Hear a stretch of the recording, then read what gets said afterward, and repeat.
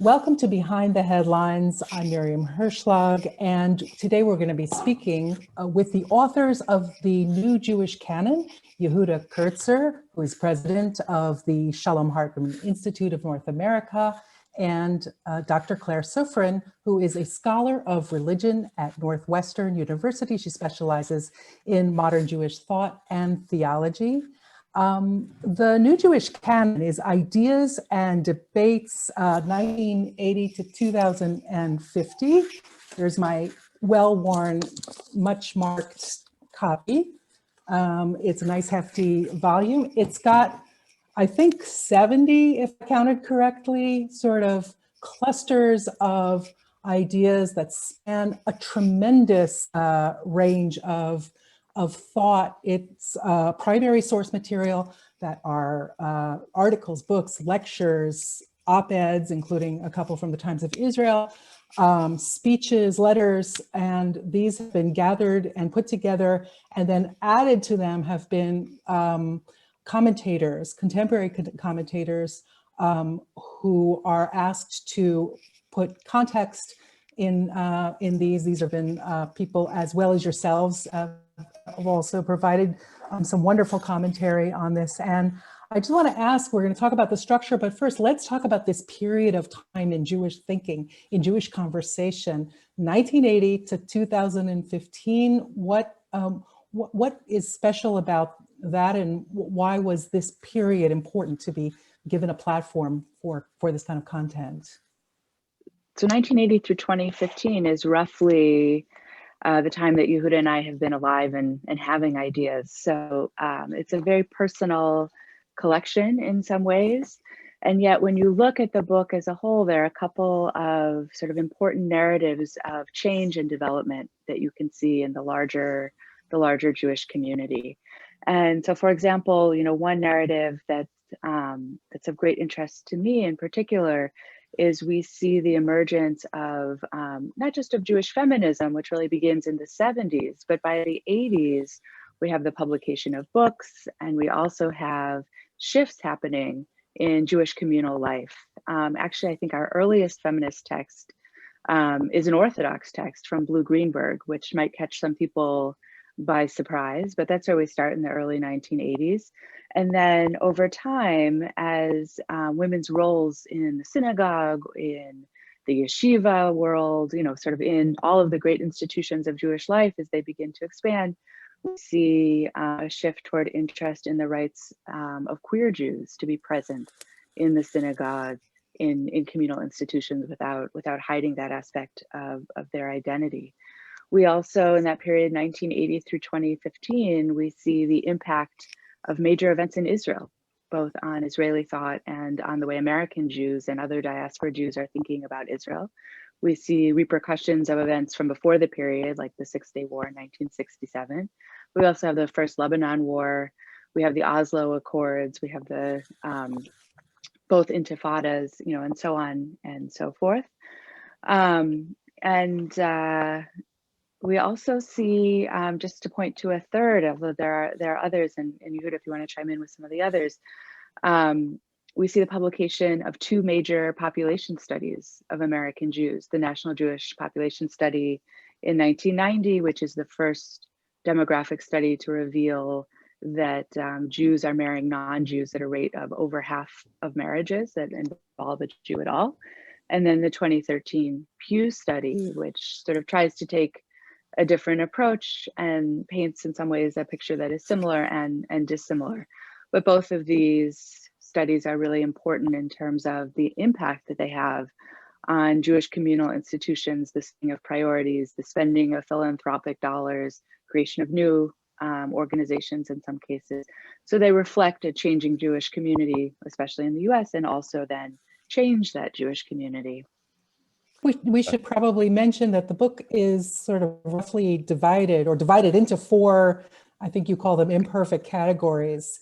And they tend to overlap. So you have identity, which really relates to a lot of the things you mentioned earlier about what's happening with women in Judaism and queer Jews. And then the Israel story is there actually throughout the book. And then there's religiosity is a category, and I believe, yeah, so it's sort of politics, religiosity, you have identity, and there is a fourth one. History and memory. History and memory, very good. And I noticed also that they don't cluster in the way you might expect. And I find that really fascinating because I'm focused on Israel. I see Israel is woven throughout all four in such interesting ways. Yeah, one of the things that motivated this book, one of the moments that motivated this book was a small gathering we had at Hartman. I think it was 2013 or 2014 on post-Holocaust Jewish thought. That's where Claire and I really first started talking about these issues, and then later worked on the book, which was, recognizing that this book is filling a gap a little bit in the modern Jewish canon. So in that gathering, there was this kind of collective realization that when you Google the term post-Holocaust Jewish thought, almost everything that comes up is in the 50s, 60s, and 70s, as though there hasn't been a continual development of these ideas for the last 3 decades. So we were in some ways trying to catch up modern Jewish thought to the present. And I would also say that the other major motivator of taking this recent period of time seriously is that I can speak personally. I'm extremely interested in contemporary political questions in Jewish life, in questions of the relationship between American Jews and Israel, all of these questions around Jewish identity, around history, memory, and meaning. And partly what we're doing is also backfilling the present. Like, what happened in this very whiplashy 2 generations that we've just inherited that helps us to contextualize and to understand what is so complicated about the present. And even in the categorizations, the imperfect categories of Jewish politics, history, memory, religion and religiosity, and identities and communities, the very fact that the documents don't fit perfectly into all of them or could fit between them, I would like our readers to look at this and say, and argue with our choices. Well, maybe this should have been here and not there, or moved from one category to the other. But to also notice that the difficulty of classification is also a good way of describing the problem of where we are as contemporary Jews in this very complicated moment. And I think we really need to make sure that whiplashy is in the dictionary by the end of this year. So that's also should be on your to-do list.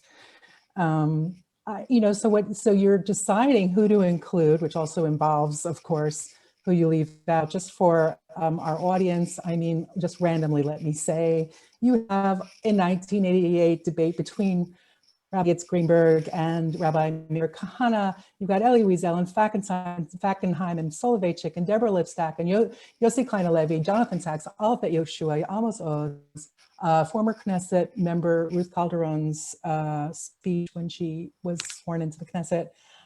So many, many, many more. It's quite a cornucopia. So what I want to know is, when deciding, who to include, what were some useful criteria? And also, I really want to know, did the two of you pretty much agree, or did you have a knockdown, screaming fight where one of you was like, if you don't publish this, I quit, and the other one is over my dead body? How was that working out for you? Well, the second question is a lot easier. I don't think Claire and either of us have that disposition. So that was clearly not the case. And also, I think as I look back, there were times when we disagreed of the relative importance of one piece or another. But in some ways, since we don't come exactly from the same discipline, we were also able to say, oh, I've never heard of that. What do I need to know, or what should I read in order to understand it?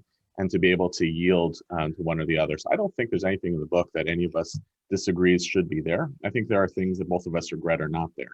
I wish the process, if I look back at the process, was more scientific. It wasn't. What we did is we did a lot of kind of trawling of, noticing when you have things like bestsellers. There are a couple of bestsellers in the book, which is unusual. Harold Kushner's "When Bad Things Happen to Good People" was an actual New York Times bestseller. So when you look at what are the big books that had an impact or were descriptive of the American Jewish community, those are there. We did a lot of kind of polling of friends and colleagues and networks. One of the things that happened, which was a great organic process, is oftentimes when we asked contributors to write about a particular essay, they said, but are you including this? And sometimes that helped us to notice our own blind spots. And then there were a lot of, I had this experience, I'm sure Claire had too. There were a lot of those moments of like like awake in the middle of the night at 1 a.m. be like, how could we forget this? Like that was much more important. Yeah, go ahead. Yeah, let's look at one of those examples. Like, something maybe, Claire, you were sort of like, oh, I've read this. I had never read it before. Everyone has to know that this happened. Probably I would imagine these are the older ones when you're before you've come of age as scholars. What were these kind of, whoa, I can't believe this was written and published?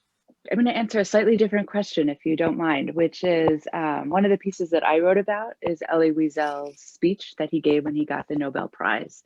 It's one of my favorite pieces in the book because, of course, I don't think anyone would be surprised that Elie Wiesel would be in a book of important writings from 1980 to 2015. But this is a piece that is not particularly well known as a piece of his writing. People are deeply familiar with his book length works, but Night, for example, has been excerpted everywhere. This is a speech that's available online. You can watch the video. And so that to me is an example, sort of, there are a couple of other pieces in the book where they reflect either events that happened or they come out of, the pen of important people, but they're not necessarily they're not necessarily the works that one would already necessarily know. And so the Elie Wiesel piece is one of those. By the way, a corollary to that is, I think one of the edgiest pieces we included in the book is Naomi Seidman's essay about Elie Wiesel, which is one of the things that a reader of the book, the average reader of the book will know about Wiesel getting the Nobel Prize and may even know that speech, will know a lot about Elie Wiesel, but probably will not have read Naomi Seidman's academic article about Wiesel. But part of the idea of the book as an educational tool was to signal, okay, there's the story of Elie Wiesel as it's kind of known and exists, and the Nobel Prize speech is a great way to capture that. And then there's the story of Wiesel as a much more complicated metaphor for the evolution of Holocaust memory that we also have to put into this conversation. So that's the place where there's a little bit of like, here's the obvious things. Everybody would say, any Jewish, anyone who got a PhD in Jewish studies the last 35 years would say, okay, you gotta have Yosef Chaim Yerushalmi Zachor in there. But sticking in these other things, almost like Easter eggs, is a way of saying, which is right, Zachor, which is a treatise on memory and history. And so obviously also relevant to even how you think about how to approach this book.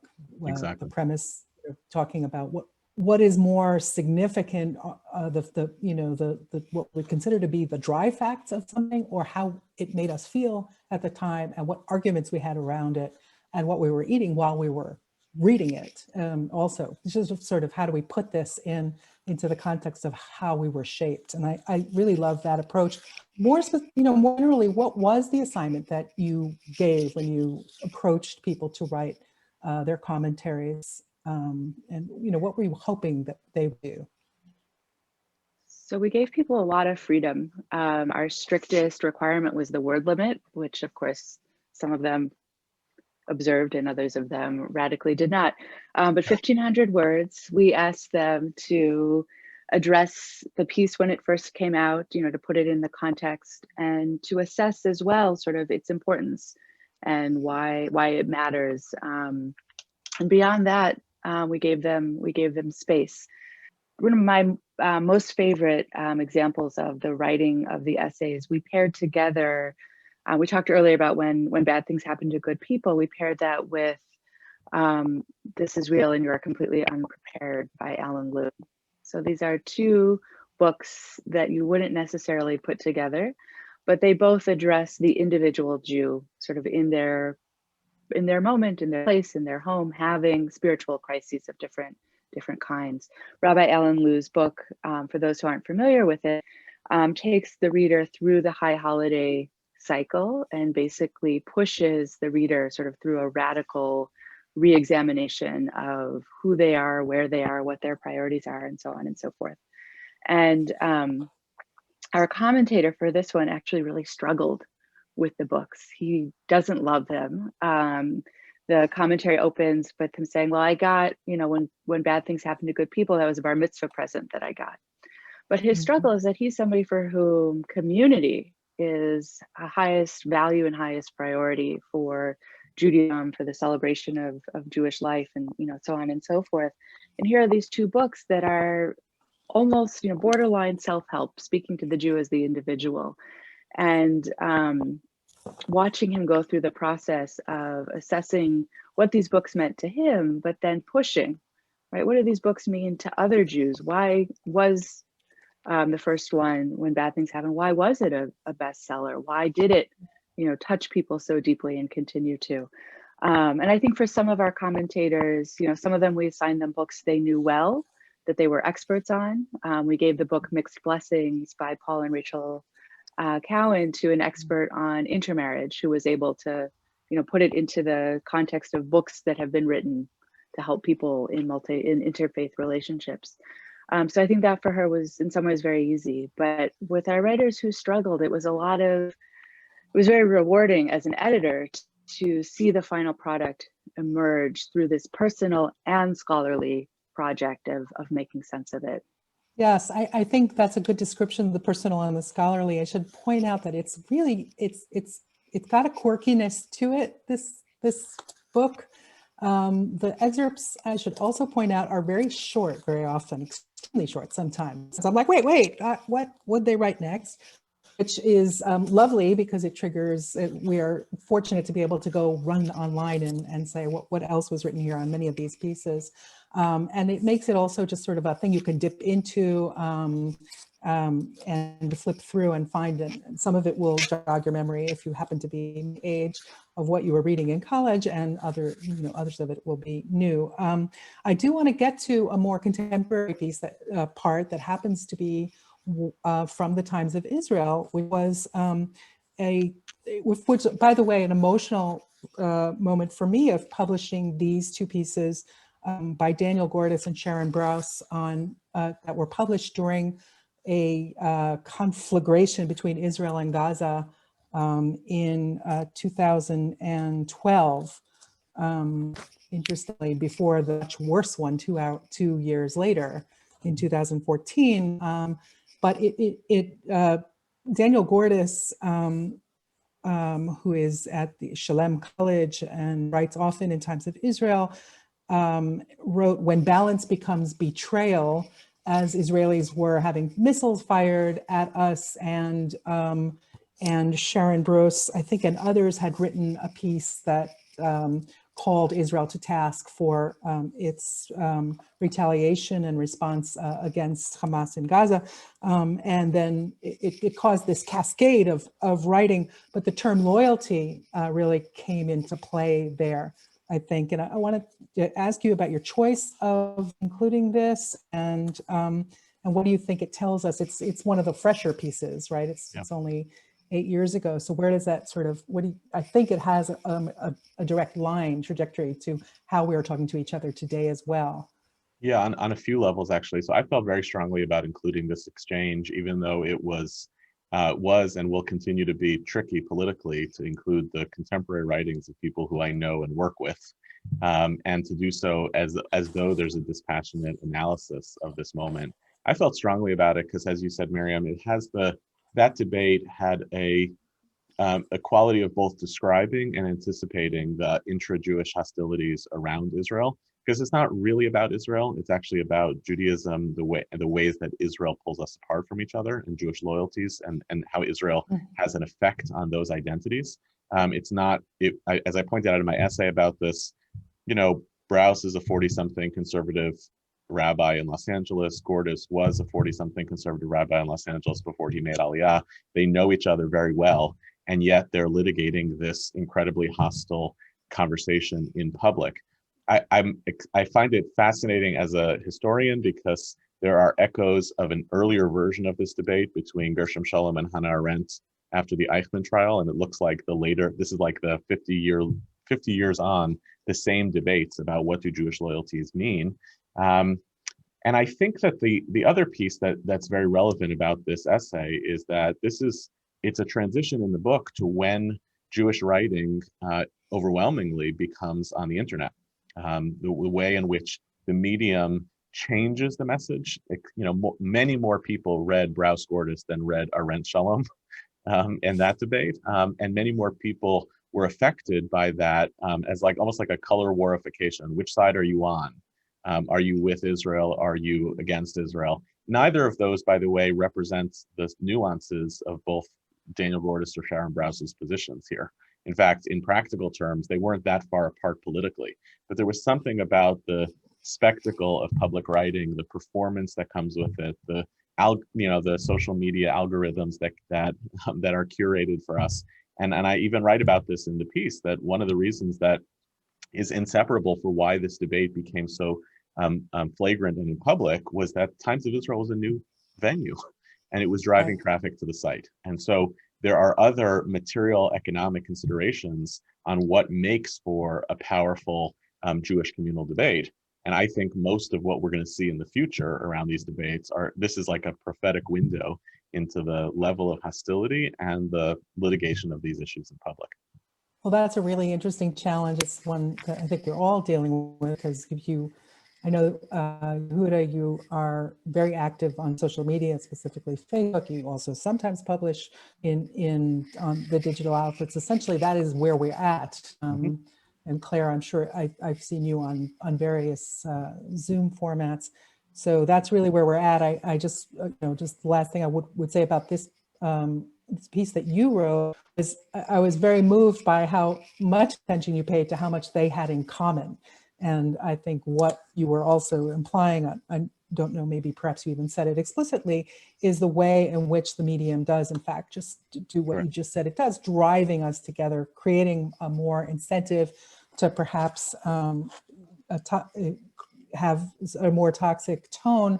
Though I would also say we were in a very difficult time when people's emotions, particularly here in Israel, fear and panic are extremely, they jive very well with the social media platforms. So I think that also was obviously playing a part in the tone of a lot of the responses, especially, and certainly in what Gordis was writing.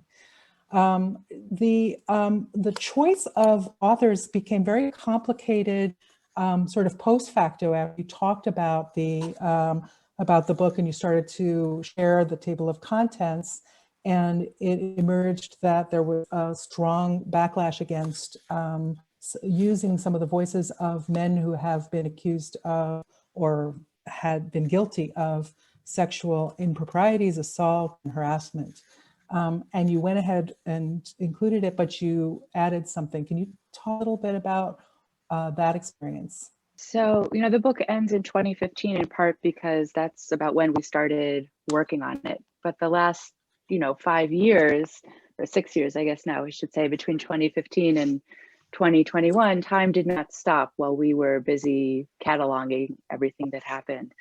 And indeed, exactly as you describe, during those 5 years between when the book project started and we made a lot of those initial choices about what would be in, and when the book came out, the Me Too movement erupted in the world at large and within the Jewish community as well. And there are 3 authors of primary sources in the book who have been, who were accused, exactly as you said, of misbehavior, sexual misbehavior, and to varying degrees have admitted to it.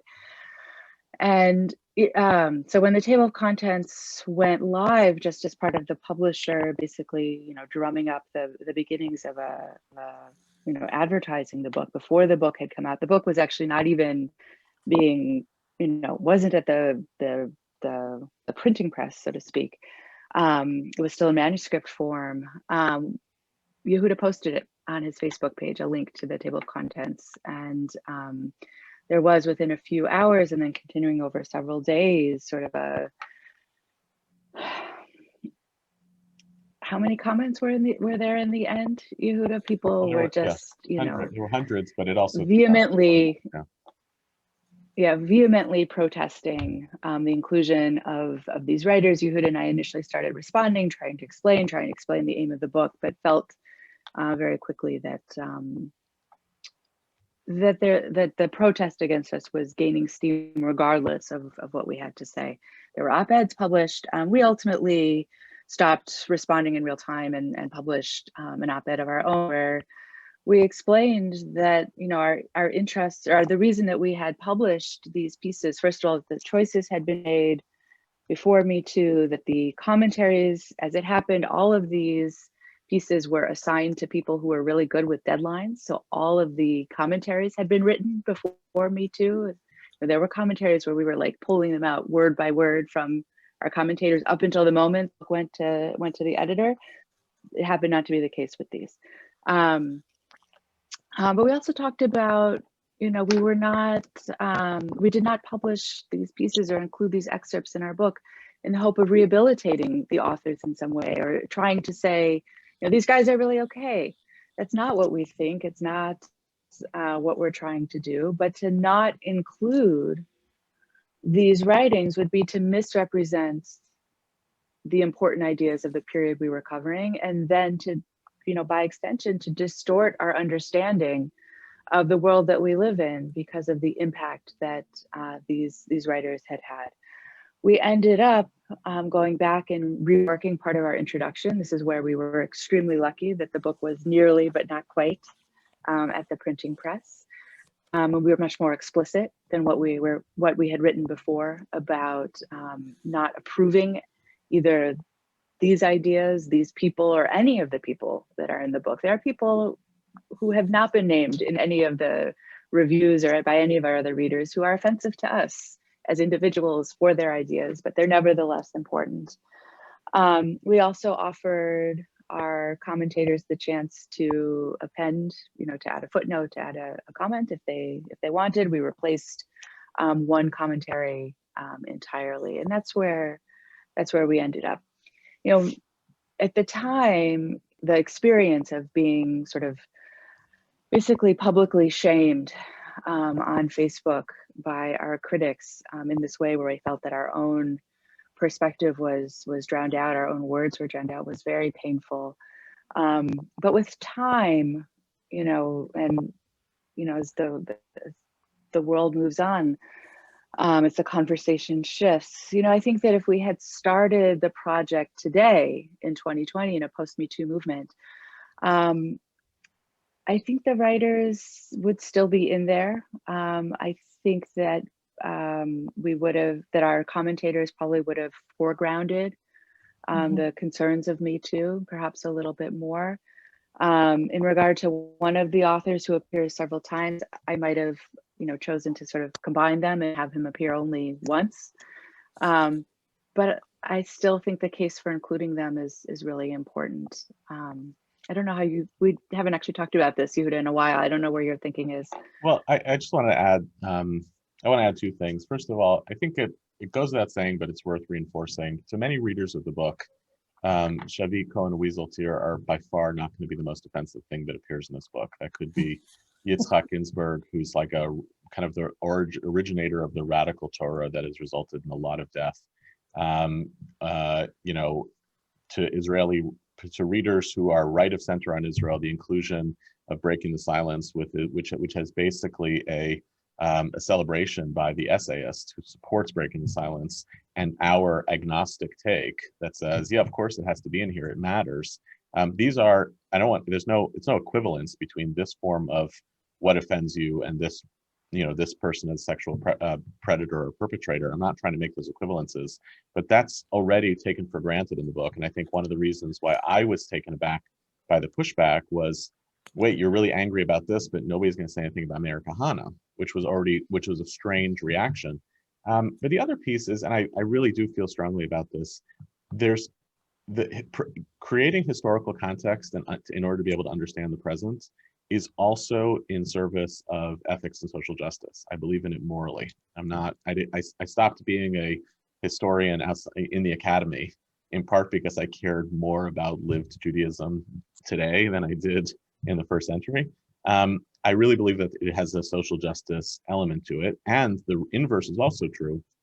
Trying to advance the work of social justice in the present while erasing the immediate past that got us to this present ultimately is not going to produce the kind of justice we want and need. So I really do hope that even those readers who were offended and continue to be by seeing individuals they really don't like or don't agree with in this story will be able to wrap their heads around, we have to understand this period of time. We have to, with good, good people and bad people in it, because there's no version of being able to construct a better Jewish future that doesn't really wrestle with all of the challenges and problematics of this time. Well, I appreciate how much thought you both have put into this and the process that you went through, and that is so salient now and going forward as I think, part in many ways going forward. And I want to thank you for writing this fascinating book. It's available wherever you buy your books. I believe it will become an essential part of anyone's contemporary Jewish library. So thank you very much. Thank you, Yehuda. Thank you, Claire. And of course, as always, thank you to our community members, Times of Israel. You are the people who help support our news and analysis and opinions and blogs, and it's appreciated more than you could possibly know. Thank you very much, Yehuda and Claire. Thank you. Thank you, Miriam.